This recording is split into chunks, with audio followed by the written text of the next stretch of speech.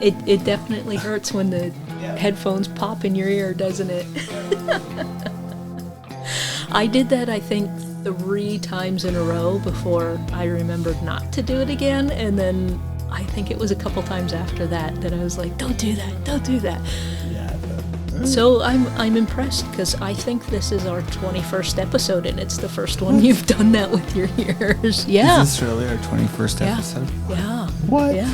And, lucky 21 if we were playing poker, but we're not, so bad 21 because we don't know what we're doing.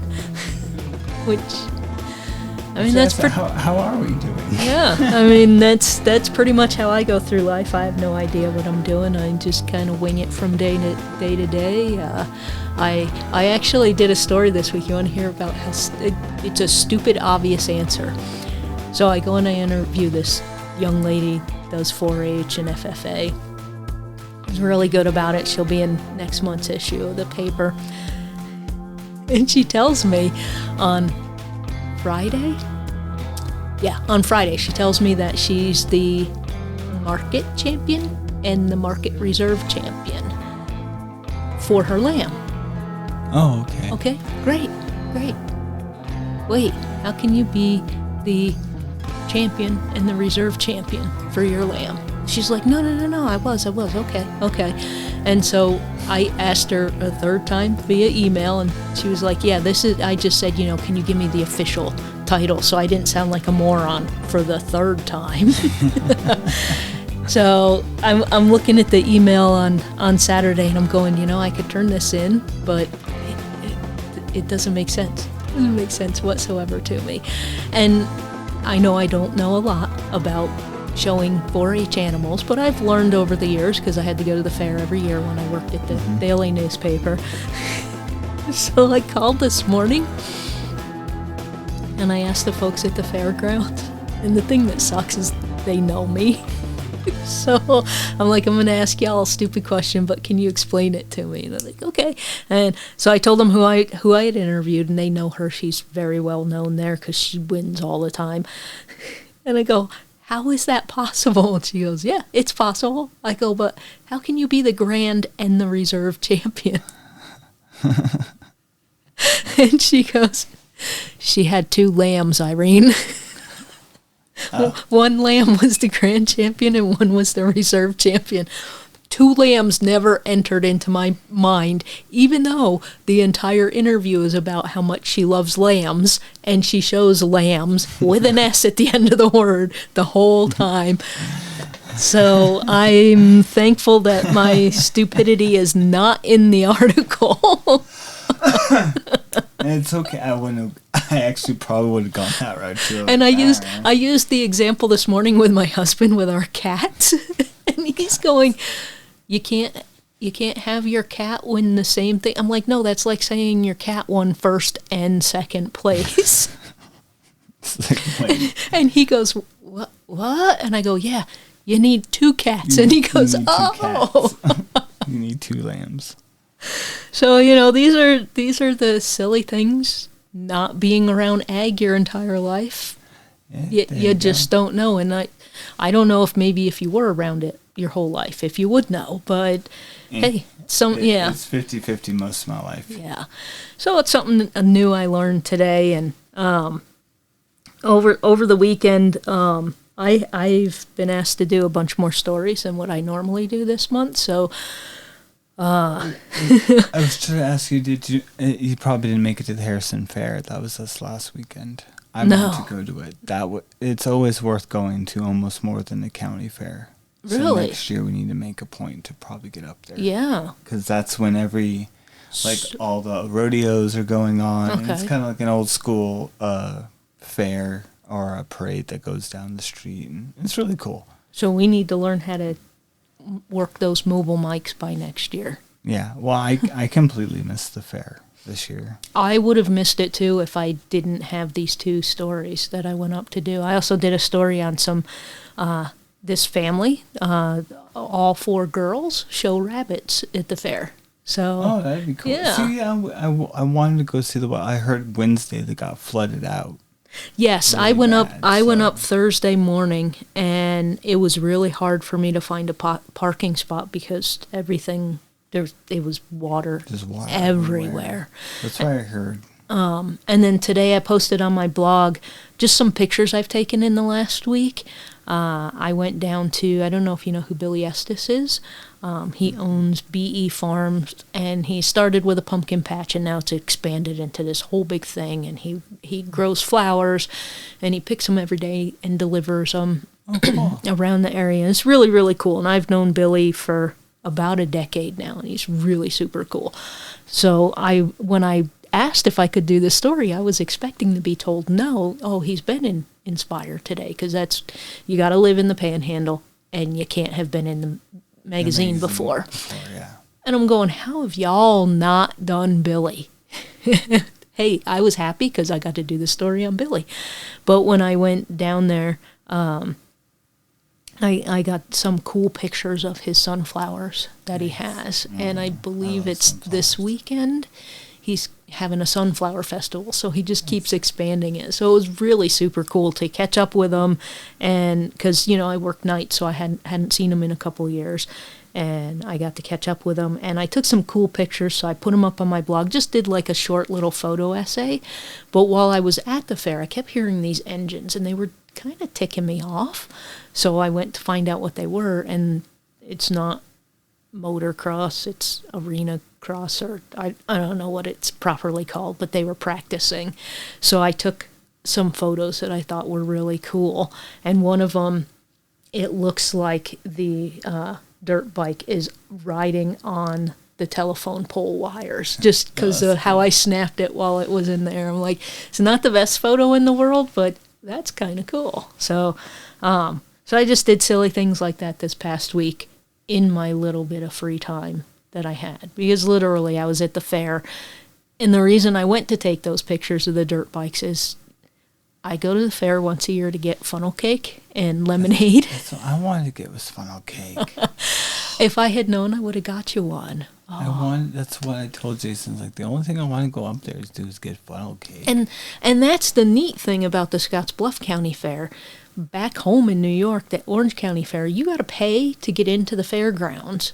So if you want funnel cake, you got to pay to get into the fairgrounds to go get funnel cake. Oh yeah, no, here you just park. Yeah, here you just park, walk over, get your funnel cake, and you got your funnel cake. And then they had Euros as well. Yeah, well, and food vendors in general. I go there for the food. Yeah. I go up for those lemonades, those ridiculous big juicy like lemonades. Yes. With the fresh squeeze, and yeah. Yeah, that's what I go for. The Indian tacos. Mm-hmm. Yep, those were up there. Oh, they have so much good stuff. Yeah, you could get the Dots ice cream. You usually can't find Dots ice cream anymore unless you go to the fair. Yep. And the first year I had to cover the fair was 2014, and they sent me up there to cover the goats. And when I walked back, I looked at my editor and I go, I will quit if you ever make me cover goats again. And he thought it was because, I might have got poop on me or something. I'm like, no, I can't take that sound. I cannot. Yes. And, there's like 50 of them up there all going at the same time. So it turned out that I didn't have to after that, because nobody wanted to cover the small animals, and I thought the ducks, the rabbits, and the geese were awesome. So I got to cover them every year. I told Jason I'd shoot him if he get caught home with a goat, because he always like, we should have a pet goat. It's like, I want my garden. I will shoot a goat if you bring a goat into my house. Your goat will eat your garden and everything else. Yeah, I'll eat the goat before you bring one in the house. So it's like, sorry. It's like, unless you want good succulent kid goat, then no, don't bring it in the house. Yeah. and every year that I was at the paper, people would say, why are you going to cover the rabbits? Those are stupid. I'm like, no way, man, they're awesome. And this year, like floopy and yes, big. And I don't want to say the breed of rabbit, because I'm probably going to get it wrong, but there's a breed of rabbit, and I think it comes from France. It literally feels like velvet. When you pet it. I was like, oh my God. And the girls let me pet their rabbit. But every single year that I went to the fair, whose photos made it to the front page? The only cow photo that would make it to the front page was the one that won the whole thing because people here like cows, which I get, but I like the cows and the chickens. And I actually, one year, a few years ago, I took a picture of this one chicken, the kind that has the little round floppiness on his head, and it's hard to see their eyes. Yeah. That's what we want. We want like those, I guess they call fancy chickens is what they're called. But yeah, we have 3 that are pretty fancy, but we want to get like the really floopy ones and the fluffy ones. Yeah. I have, I forget the title that I used in my blog post, but I took so many pictures of this chicken that this one gal was showing one year, and I made the blog post as if the chicken was talking. So it was a picture, and it was like, "Hey, lady, get off my wing," because the look on the chicken's face was like, "Why are you stretching my arm out?" But they have to do that when they show them. They have to pull them all out and show that, there's no damage and the chicken's good to go, that kind of stuff. And, because they do what I do. They clip their wings, and they're not supposed to do that. But I don't want them to escape. Yeah, I get that. But I'm going to get Jason, our 4-year anniversary is the end of this month. Yay. So I'm going to get him bee boxes. This is going to be his anniversary gift because we're going to do bees. We're going to get 3 bee boxes. And one's going to be used for honey, and the other one's just going to be used for pollination because we've noticed our bees in the backyard are just gone, and we've studied up on it a lot. So cool. So you can get some honey, get some eggs, and get some honey. Awesome. They don't go well together, though, do they? No, not really, but you still have. But that's all right. You still have them. You get to eat them. I did a story one year. Our publisher that moved to town, he had bees. Like, there was this little box thing attached to his house that, you open it up, you put your hose and other garden crap in it. Well, he opened it up, and there were bees in there. So this guy, Ernie Griffiths, he's known as the bee guy around here anyway. He was like, yeah, I'll go and I'll remove the bees, and, if you let me keep them. And my publisher was like, well, why would I want them? And Ernie's just adding it, because he owns E.B.'s Honey in town here. And so I go out there, and he offers to, Irene, do you want to put a suit on? I'm like, nah, I'll be fine, whatever, no big deal. I got stung 3 times, and I'm allergic to bees. But it was really cool. We got to see the honeycomb when it's still white. Yeah. And part of it was filled, but not all of it. So we put it in a baggie and brought it home to Paul, and he's just like, "Oh my God!" And I go, "Yeah, now you know why Winnie the Pooh kept going and trying to steal the honey, because it's really good when it's super fresh." Well, and if you ever eaten a honeycomb, I've eaten honeycomb and just fresh, and it's really, really, really good. Yeah.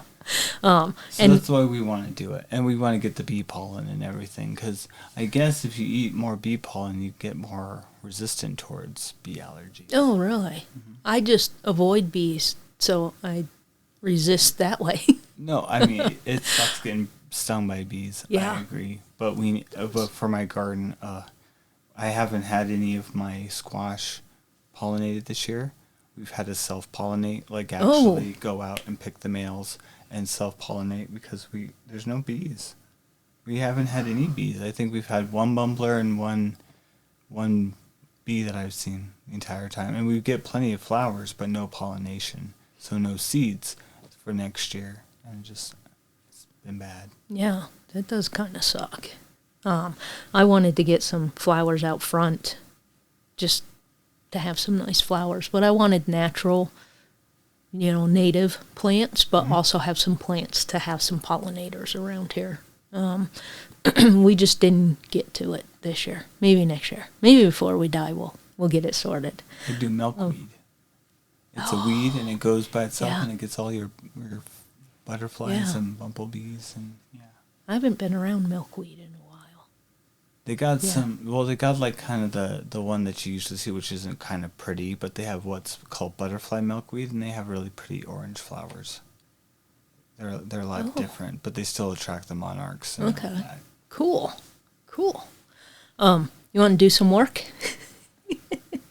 It's not work. This is fun. Yeah, this is fun. This is fun. We could just sit here and talk for a couple of hours and update you on everything that's going on in life. But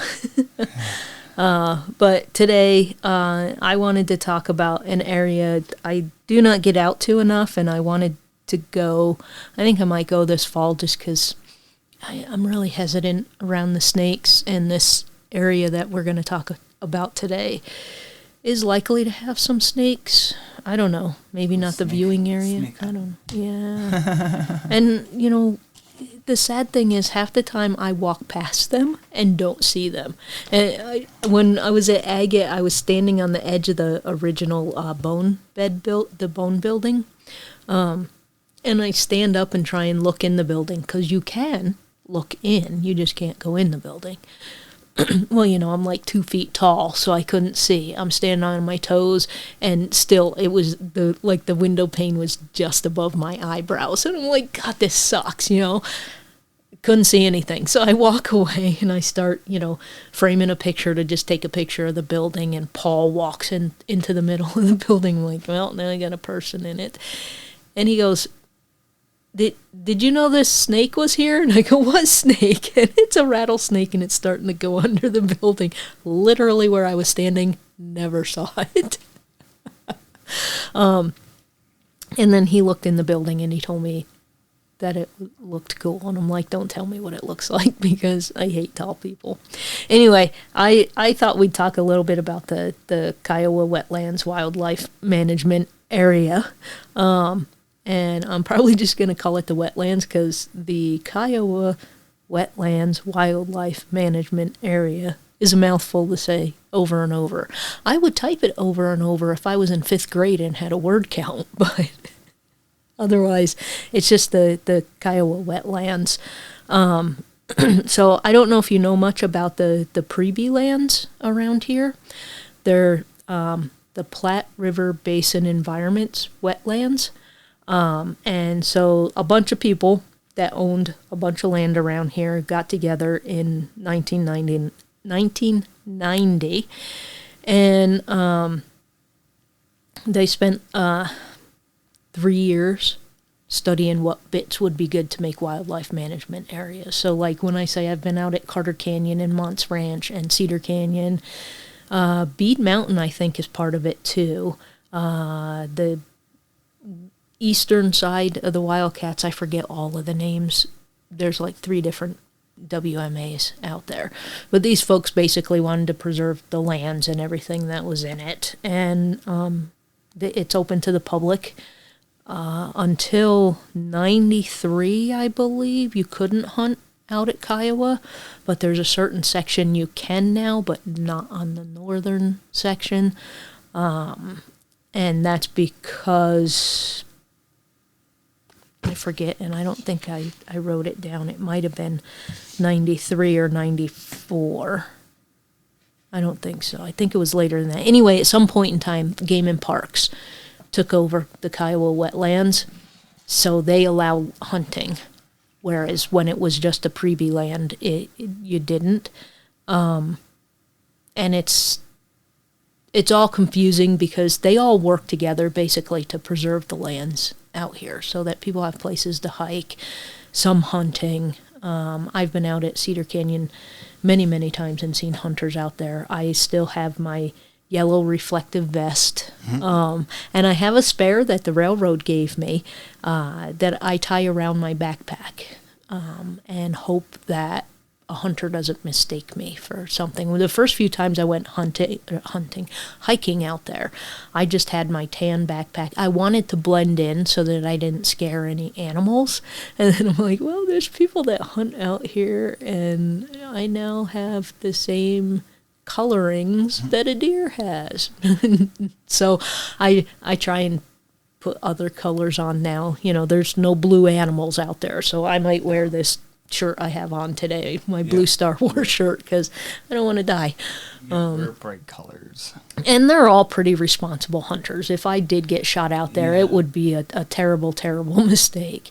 Hunting for me in the past, I never found that problem of mistaking a deer for a human. Yeah. I mean, they're pretty obviously a deer. And I just figured, the yellow and orange reflective vest helps with that. And it's a huge vest, so I can put it around my backpack and around me and zip it up. And, I just look like a giant fat person. But, hey, I don't care. Mistake me for that rather than shoot me. Mm-hmm. So the Kiowa Wetlands, since they first started the project there, all of the pre-bee lands, they've managed to preserve about 35,000 plus wildland acres through that whole initiative, which is kind of cool. And if I actually knew Hod Cosman better, I might try and interview him to come talk about pre-bee lands, because he was really, really invested in getting that started, as well as a gentleman named Bruce Rolls. Bruce will talk to you all day long about the history of this area, will not go on the record about it, and very rarely will do a story. My old editor, I know, did a story with him once, but he just, I get why he doesn't want to do a story on that, on any of the history of the area, but he's also such a wealth of information that when he passes away, that info's going. So maybe somebody will be luckier than me. I did try a few times and didn't really get anywhere. I got like 1 or 2 sentences and that was about it. But anyway, Scottsbluff County is a really good area for birding enthusiasts, and not a lot of people know that. They just think, there's nothing out here. Whenever I tell people I'm from Scottsbluff and they're from the other end of the state, they're like, oh, there's nothing out there. You and I both know there's lots out here. But the Kiowa Wetlands provides lots of opportunities to view warm-blooded vertebrates. There's eastern and western bird species that converge in the area, and there's a variety of different habitats for all the different animals and birds that are out there. And I'm going to stumble a little bit because I did a little research on some of the birds, but my brain's just not working this week, and it's not... I'm not a 5th grader anymore where I could memorize a bird. Those kids at the fair where they're like, this is the rabbit's ears. This is how you know this. This is how you know that. And, they blather on for 2 minutes about an eyeball. And I'm lucky that I can remember the names of the birds that are out there. And I didn't want to just come. I don't like doing a podcast where like, this bird originates in this part of the land. It lives for 6 to 10 years. Its wingspan is 2 to 3 feet. I didn't want to do that. And also, I've been really busy with my job that pays me. So, the Kiowa Wetlands Wildlife Management Area is a pretty popular spot to go pick out some birds. It's a 540-acre site. There's a lake there, and a grassland habitat for migrating waterfowl and shorebirds. And the northern part is a waterfowl refuge and is separated by the irrigation canal. So in hunting season, you can't go across the canal and hunt anything over there.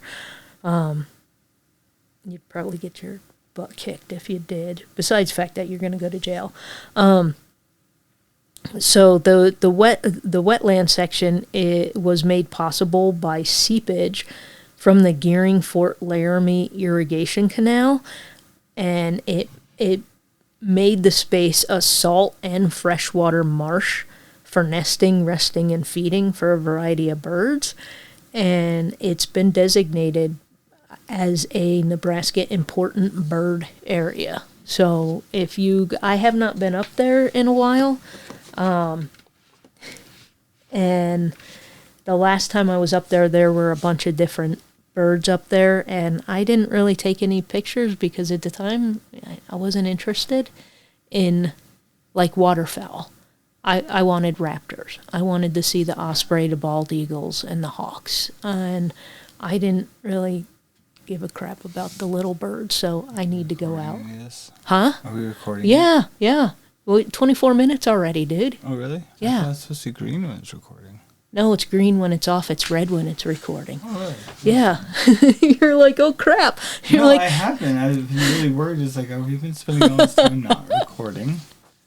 I'm so sorry. And I was like, no. I thought that was supposed to be green. Yeah. Like, I saw your finger go over to the button, and I was like, why are you turning it off? I was like, what's that? Like, this is kind of how our week's gone, though, for both of us. I was totally confused for a second. I'm like, wait a second, why isn't this recording? I thought this wasn't recording. I thought this is all off the record.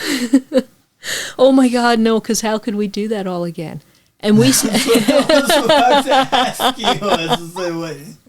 we spent like 15 minutes BSing, and I can't recreate that. Are we gonna like do this all over again? Like, I don't think I remember all this. And you're like, we don't ever rehearse.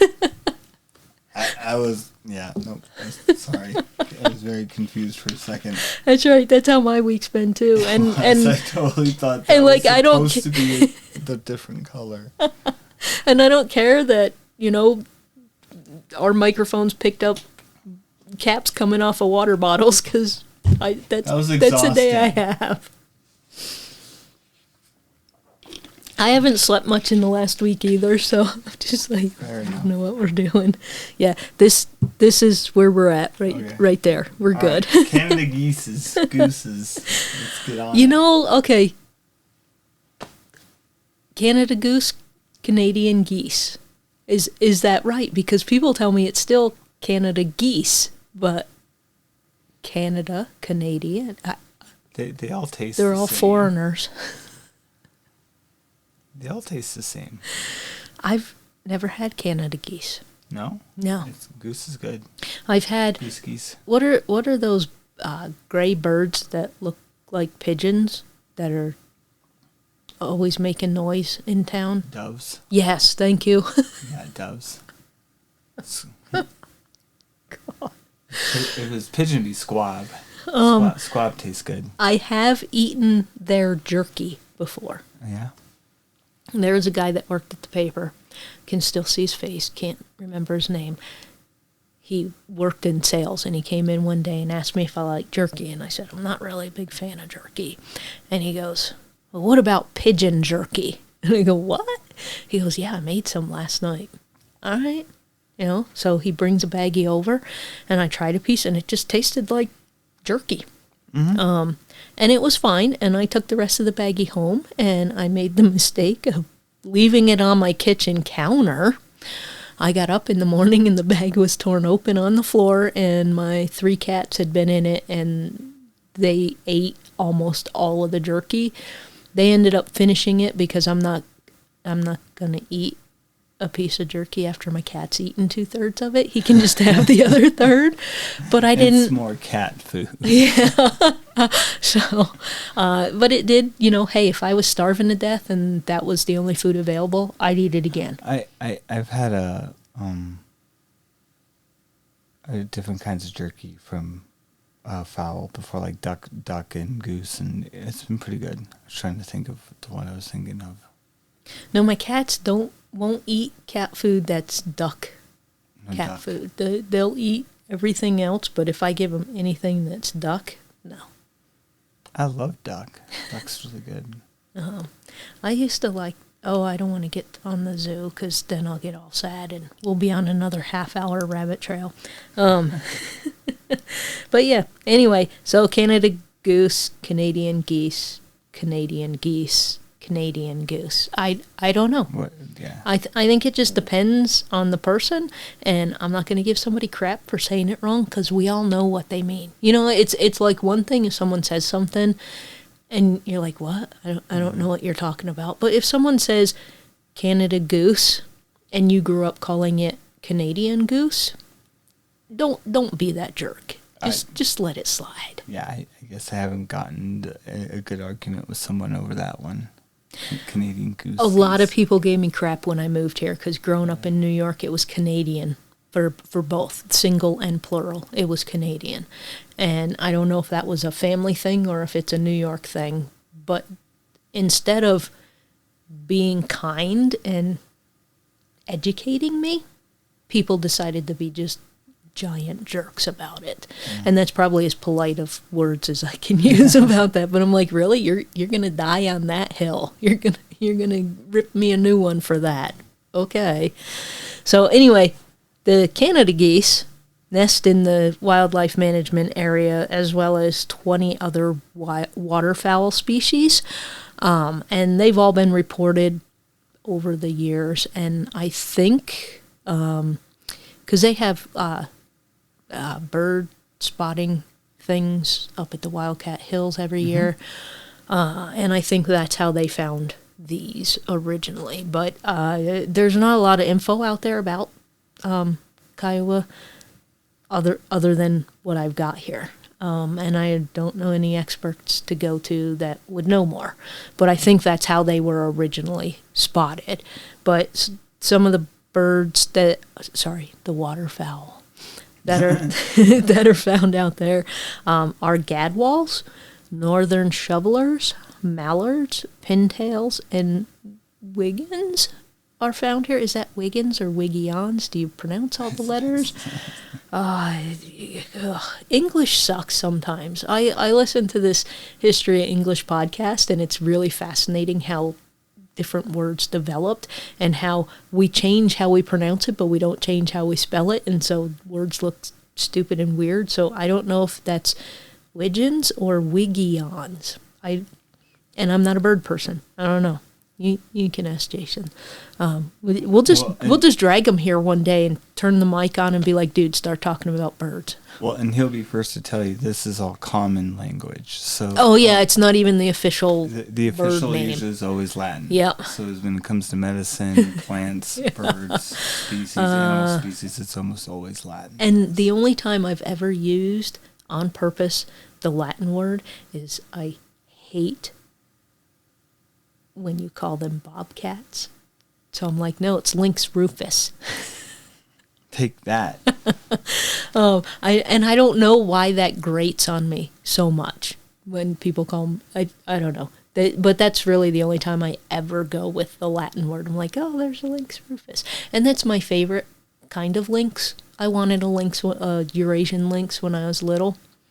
My mom said no, and I was really angry at her for a long time. Smart. Yeah, she was smarter than a 5-year-old, so, But I was very, very angry for a very, very long time, because every year, my birthday list and my Christmas list, I had Eurasian lynx. It wasn't just a lynx. I wanted a Eurasian lynx. And then when I got older, I was like, ooh, Lynx rufus is smaller. So, I thought maybe that would work. Yeah, no, never worked. But, Not going to be the Bobcat King. Yeah, no. And I recognize now why she said no, and also why it's not a good thing to have wild animals as pets. It's just not cool. And we could do a whole episode on that, but we're having a hard time just talking about some waterfowl. So shorebirds such as American avocets, Baird sandpipers, gray egrets, stilt sandpipers, white-rumped sandpipers, Wilson's phalaropes. I've never been able to say that right, and it's probably still wrong. And Wilson snipe also migrate through the area. Of all of those, I have seen the white-rumped sandpipers. If I saw the others, I don't know enough about them to have recognized them. Yeah, I don't know any of these birds. And black-crowned night herons. I almost said night heroines. And white-faced ibis have been spotted nesting in the Kiowa State WMA. And I do know what the white-faced ibises are. I assume they look just like the Waldrop ibises at the zoo, but their faces are white? Yep. Okay. Yep. Very similar. Okay. Northern harriers also make a home there. And there's a nearby prairie dog town that also has burrowing owls. Ugh. I practiced that one. And burrowing owls, it just doesn't flow off your lips.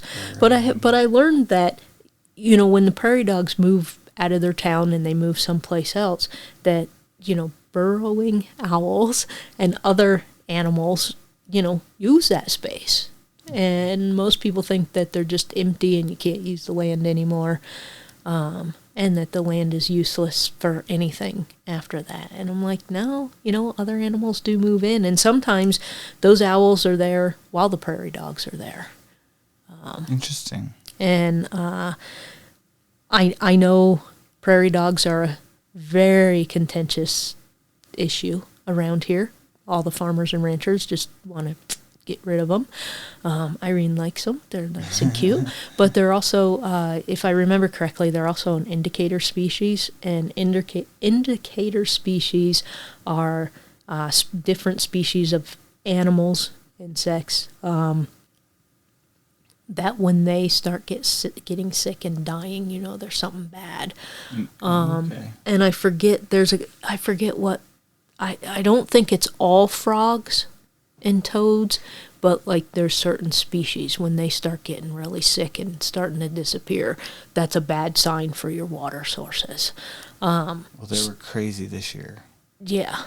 So I understand why farmers and ranchers just want to completely eliminate them, but keep them contained and keep an eye on them and what they're doing, and they're going to tell you what's going on in your environment before it affects the bigger animals. Anyway, that's some 7th grade science there that is somehow stuck in my brain, and I have not been in 7th grade since 1982. So, yay, Mrs. Donovan, you got something to stick in my brain. And also in 8th grade science, I had Mrs. Donaton. The kid that sat next to me, it was his 3rd year in 8th grade. Oh, jeez. And she put me next to him because she thought maybe something that I learned would rub off on him. And the kid drew pictures of pot leaves and wrote "do more bongs" in his notebook instead of taking notes. And I'm like, nah, I see why you're in 8th grade for a 3rd time, dude. He failed 8th grade science, and I went to 9th grade, so I don't know how many more times he took it. Anyway, back to the Kiowa Wetlands. During goose hunting season, 326 acres are closed to provide a refuge for the birds. That's that northern part. And there are doves, pheasants, rabbits, and some waterfowl that can be hunted. Fun fact, do you know that pheasants are technically an invasive species? Really? Yes, they do not come from here. They come from China. Yep, they are Chinese birds. They're not from here at all. And so I'm assuming when the railroad came through, that's when... I don't know the exact history of them, but I just know that they're not native to the Americas. They were brought in and became proliferant. Yeah, can't pronounce that word. Oh. Anyway, out here, and they have actually wiped out a couple of bird species, if I remember correctly. Wow. Yep. I had no idea. Mm-hmm. So yeah, shoot those pheasants. It's odd because there's a pheasant farm out just south of Kimball. There's a pheasant farm, and I always thought that's weird. Like, you don't need more pheasants around here. Yeah. I knew there was like an alpaca farm down there, but I didn't know pheasants as well. Yeah, they have a pheasant farm, and I always found that weird because pheasants are. I guess they're not an invasive species, maybe as far as the state's concerned. I mean, they're the national bird of South Dakota, so. But as far as most like environmentalists are concerned, yeah, they're probably a bird we could better do without. Okay. So I guess go shoot them. Eat them. They are very good. I won't deny. I love pheasants. They're very, very good. I have never eaten pheasants.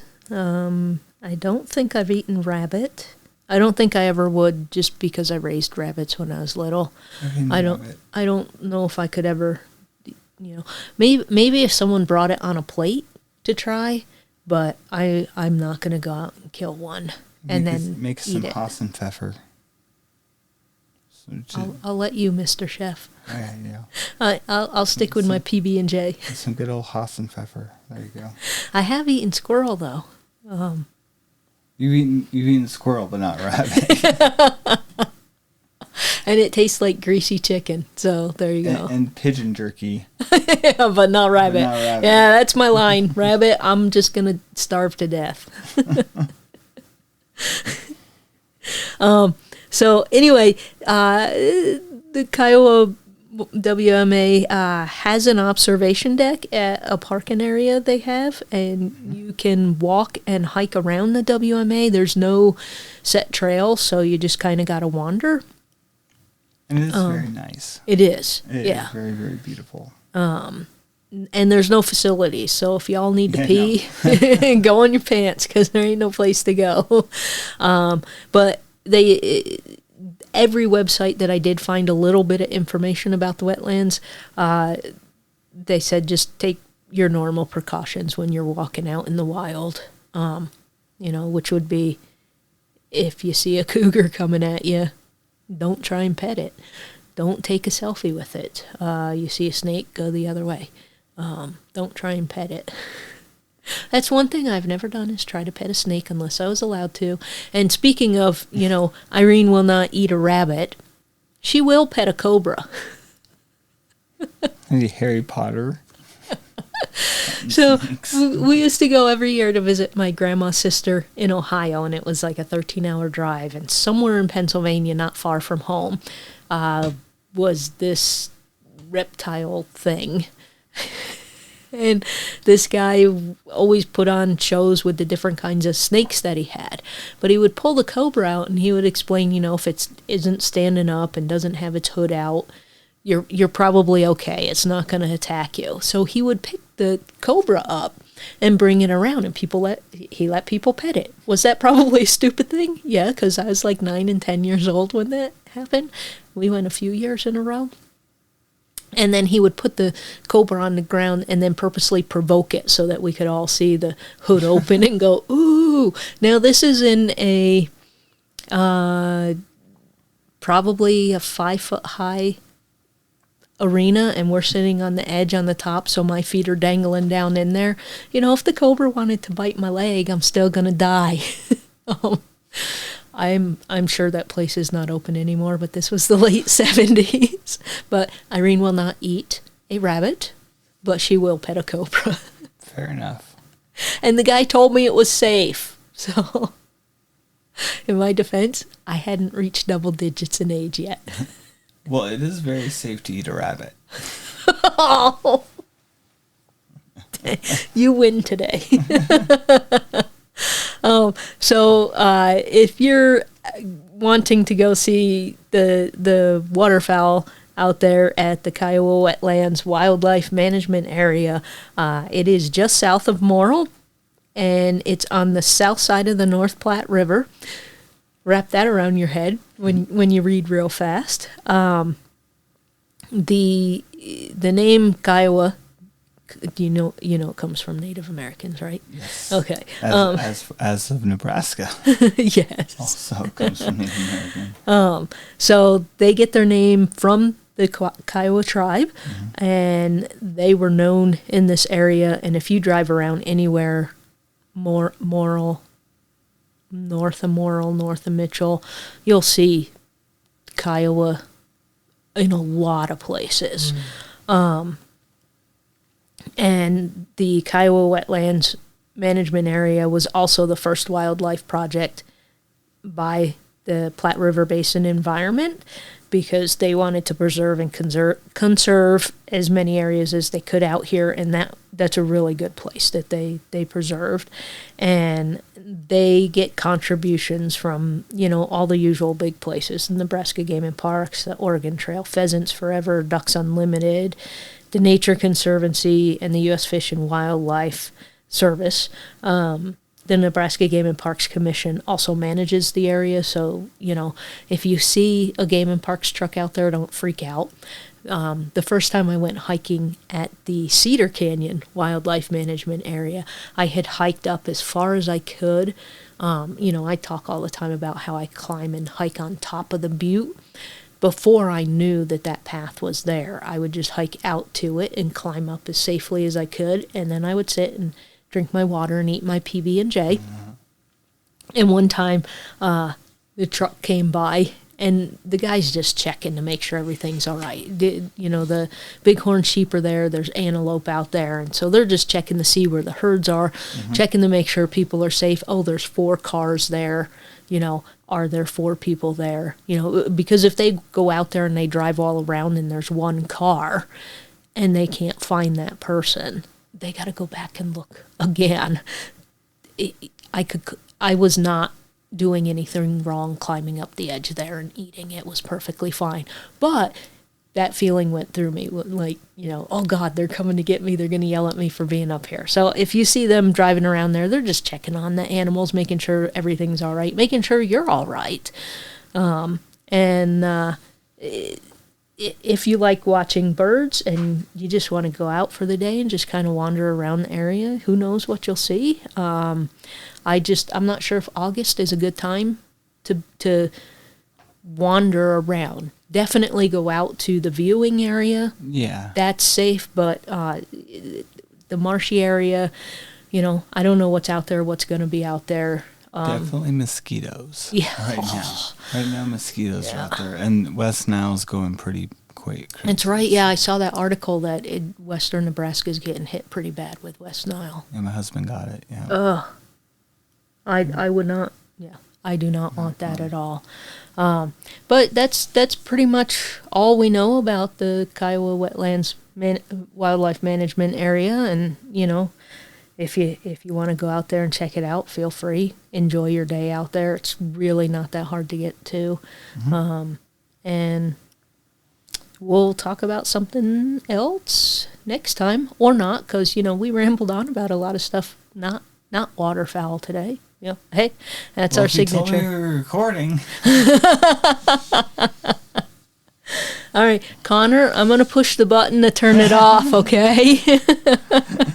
We'll see you folks next time. Thanks for listening to Storytelling on the Plains, a podcast about the history of western Nebraska. If you enjoyed this episode, visit our website, storytellingontheplains.com, where you can subscribe to the show through a variety of podcast hosts so you never miss an episode. If you'd like to support the podcast, visit patreon.com/storytellingontheplains, where you can get the episodes early and bonus content. You can also help promote the show by sharing the podcast with others, posting social media, or leaving us a rating on Apple Podcasts. Until next time, thanks for listening to Storytelling on the Plains.